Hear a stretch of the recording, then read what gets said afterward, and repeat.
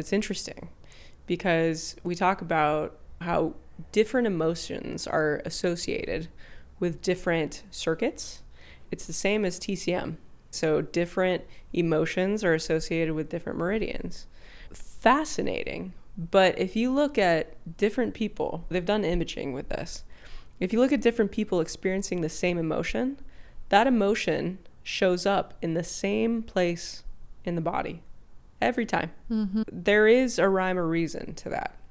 Yeah. This is what I'm starting to see. I know some of what I want to do my research on for my dissertation. It's going to be related to cancer and emotions and trauma. I see such clear themes from the types of cancer. Like there is such an archetype to breast cancer in terms of the turbulence they're experiencing in their life, the past traumas, the emotions that are repressed. It'd be really interesting. We're gonna have to do this to cross-reference like what I'm seeing versus what's coming up on their needs. Yep. And which circuits are off and if those emotions are,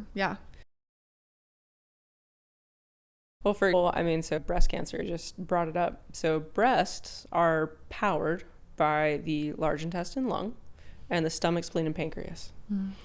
Those circuits, right? Those, as far as dental association, those are your molars, which most people have had some issue with their molars, but typically that's when they have root canals and all those things there. But emotion-wise, it's interesting because so large intestine, lung, that's grief, that's sadness, that's anxiety. Those are like the deep hurt and the fear emotions.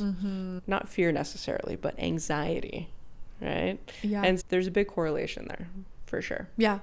1,000%. And I'm just seeing that because the themes of what is coming up and we're talking about in sessions, I could have 5 breast cancer patients in a day and there's so much crossover in what we're talking about, even if it's sometimes different past traumas, how it affected them, the imprint it had on them, the beliefs that they came out of those experiences with. There's so much crossover and patterns there. So definitely. Yeah.